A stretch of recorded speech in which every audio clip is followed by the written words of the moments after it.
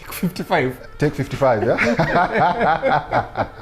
Hey guys, what's up? It's Grouchy here. This is Austin. And we're the guys who film literally everything you see on this channel. And sometimes the conversations that happen behind the scenes are equally as interesting as those ones that happen in front of the camera. That's why we're giving you behind the scenes. Check this out. I mean, he's got a different perspective from Andy, myself. He's how do you say it? He's consumed salt. That's a direct translation from Swahili. What does that mean? Umekula chumvi. That means you're getting old. You're old, bro. Okay. No, not old. No. So when you say Like, yeah, no, you're it's the wise. OG, You you're get. the OG, Yeah, it's the boy. wisdom. It doesn't mean old. Yeah. Well, I don't. Man call you vintage. Andy's interesting. Calvin and Andy don't really like each other. Andy's interesting. Why do you say so? He's got a very. Yeah, G. Why did you say? Yeah, why did you say I that? think that their personalities are really they're like, how would you say? Clashing. I think their personalities clash. I think that's different, and I think also that as Andy evolves, I don't know if Calvin is seeing the pace of Andy's evolution. It's like me and my brother, my younger bro. You know, like, and it's like a parent with a child as well. At some point in every relationship that comes with an older person and a younger person, there comes a time when the younger person or the older person has to stop seeing that the young person as a kid. You know, like, it took me so long before I realized I can't, it's my kid brother. Like, I you know, because in my mind, I've spent so much time together, it's a case of like, okay, this is the nigga who was like, you know, when we were kids, this, that, the other, blah, blah, blah, you know, whatever, you know. So I think that's where I see Calvin and Andy's relationship now. I think it's in a case where you're so used to like honest Andy's this, Andy's that, but the evolution of Andy has been so fast and in our faces that we have to slow down and understand that it's happening. Andy, in your own case, do you feel that Calvin has been left behind in your own evolution as a person? This is deep, fam. Like, what the fuck? What are you doing with this BTS shit? Like, Do I feel like Calvin's been left behind? In your own growth and evolution as a person? I wouldn't say so. I'd say Calvin is evolving on his own, and he's moving at his own pace, and he's in his own space. So when Z is saying that maybe both of us growing, it's kind of clashing, I think that's what I see. Because he's got his own lane, maybe I've got my own lane. So sometimes a couple of things can seem a bit off, or what was that? That was unlike Andy, that was unlike Calvin, something of the sort. but wait. Okay, sorry, boss. Bring down all the energy. What's the one converging point between you and Calvin? Can I answer that? No, don't. I wasn't asking you. Oops. Between you, Andy, and Calvin, what's the converging point? But I can answer it. So are you asking G or are you asking me? But I can tell you what it is. Okay. No, you answered it, but I'll tell you what it is. It's the podcast, bro, and the goals that we have. Because we are all able to put everything to the side to achieve this one goal as a unit.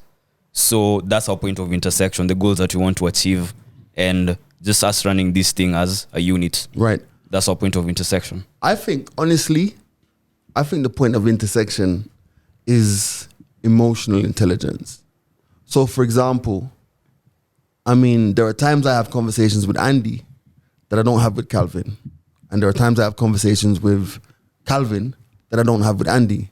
And it's not because of a case of having a preference towards one or the other. It's a case, I think, that understanding how they both work, sometimes I feel like I have to be the balancer or the balancing or the whatever. For example, The neutral ground. in the early parts of the podcast, we'd be like, we'd just browbeat Andy. But now I'd be like, no. Let him finish. You see what I'm trying to say? So that's why I think, and I think that's what, I think, honestly for me, because I can tell, and I'll say this before, it's not easy holding a podcast together with three diverging personalities, people in different stage of their evolution, different. It's not easy. And there are days that I have said to people, man, how long do you think this mic's thing can really last? And if you look at other podcasts, if you look at, most notably Joe Budden has had like 3 changes of characters on his podcast since it started, Then I think about things like, in terms of bringing in people like Ashley and Kelly and yourselves. Neville and all that. I think for me, what I want to see from the podcast is a whole bunch of amazing content creators who have the facilities, the equipment, and the vision just to create. And you know what the beautiful thing about it is? We don't even need to create collectively. There'll be a day when Andy will say, I'm going to do this with Austin or Venom or Grouchy, and we're going to go and do this. There'll be a day when Calvin says, I want to go and do this. But just to give all of us and others the chance to create without pressure. Like, you want to go and create tonight? Go. You want to go and create tomorrow? Go. And I think as long as we give ourselves, each other, space to create our own shit, collectively, if it's even fun when we argue on the podcast, to be honest. You see, those are very interesting Look into the questions. mic, though, because I don't know where we're recording, but it looks like a mini documentary. So you see, those are very, very good opinions, right? And the fact that we're very, very different, right? Oh, did you still see Andy as a kid? No, not at Has all. you ever seen me like a kid though? You know. My thing is this, right? And I think G has mentioned it before. Andy's way more energetic than I am. I'm a bit way calmer, right? I'm super chill. You get? So Andy and G, typically you guys are actually louder than I am.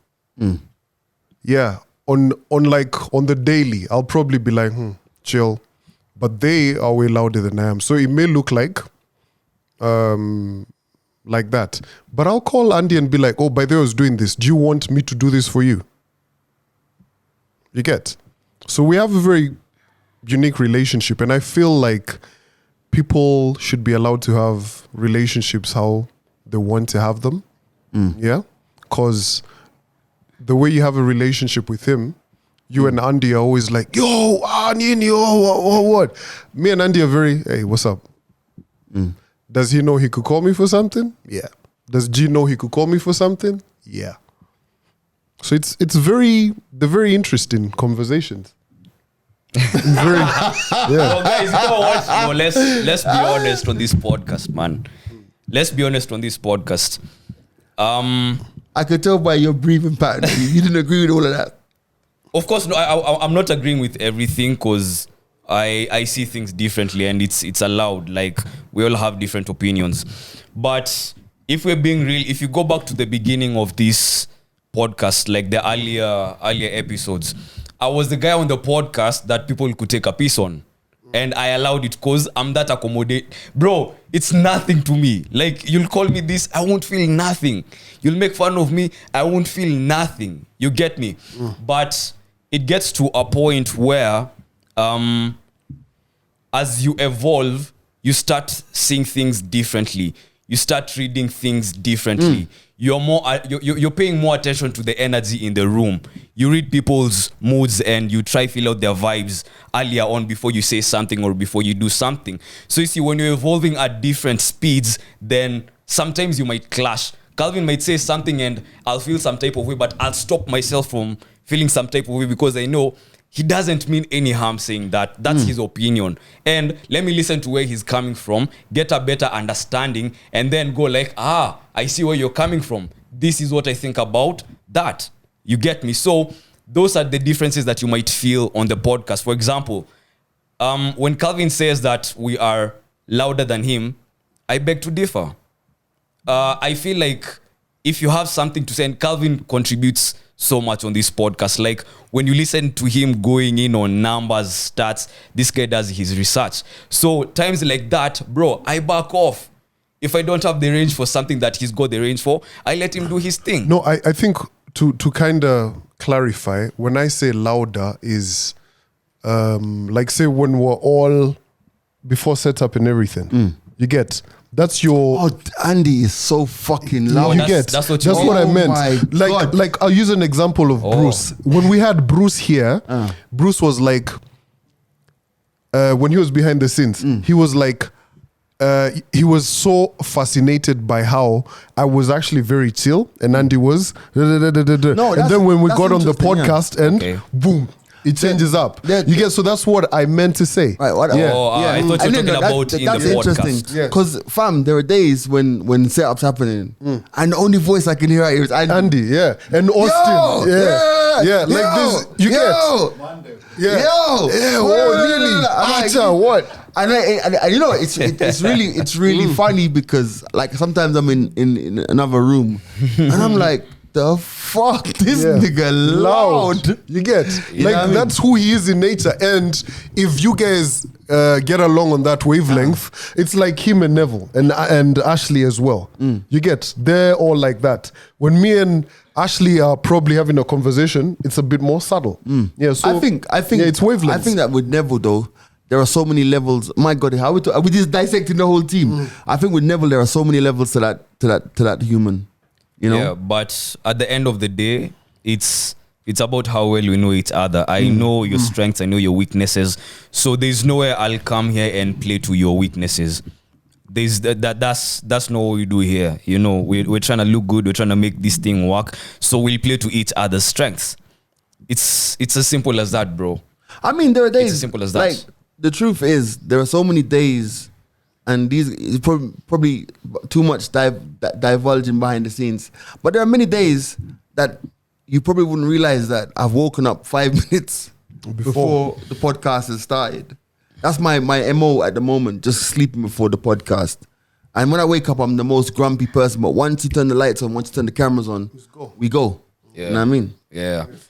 This thing is bigger than us, bro. So there's no will allow anything small or anything personal to It's- come in and break whatever we're trying to work You on, know, bro. it's interesting, and I think this is now from like a professional level in terms of like our working environment. And someone said that you know the worst people who are like heads of marketing are people who worked at agencies. Because they come from an environment that's literally 200 kilometers per hour, and they go to environments that are slower. I know. For me, You get, so I see like anything that I do and my own personal mantra or my own why am I got peanut butter on set? There you go. I don't even know. No, let me turn the brand around because we've got people who work for other brands who might be mad. But I think that for me, I see the mics are open as a catalyst for especially change. Change. I'm not talking about change in terms of, you know, I mean, we do touch lives, we do change lives, but change in the way in which people see content created, the way in which people monetize content. And at no point have I sat down and said, this is all about the money. It's not, because I believe that build it and they will come. And I believe that the Mics Are Open's legacy is going to be, that is the podcast that made advertisers think, yo, look at that. This can, podcast adverts. That makes, these guys have created something that I can put my brand towards. And I want to hit them in every angle of their life. I want them to hear us in the cars. I want them to see us on billboards. I want them to see their kids watching us on YouTube. I want it to be so undeniable. And I want it to also be run in such a way that someone says, I want to run my podcast like that. So what I'm showing G is, I don't think he really paid attention to it, is, so I was dropping a link to something in a group that has a whole lot of people in advertising, right? Because I think one thing, even when we went on Surviving Nairobi and all, it's always trying to make these people understand that this is how it is. This is the business. This is how what. You get? Yeah. Yeah. So No, but a podcast is undeniable. But I was just speaking on what I want, my vision for what I want us to represent, and I want collectively I want Andy, Nev, Kelly, Ashley to be. I don't want to compare you guys to anybody else, but I want you guys to be the Chunk and Philly and Nadia's and the Darkest and the Harry Pineros of this YouTube game.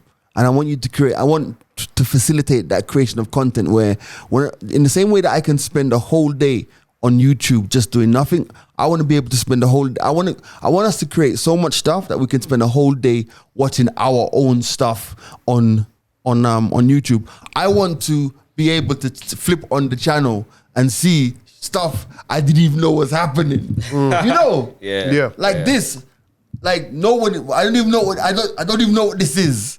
But I know the cameras are rolling and the mics are on. It's not the mics are open. It's just a conversation that we're having at the end of the podcast. Wow. Any other questions? No, don't ask again. I think it's long enough. Yeah.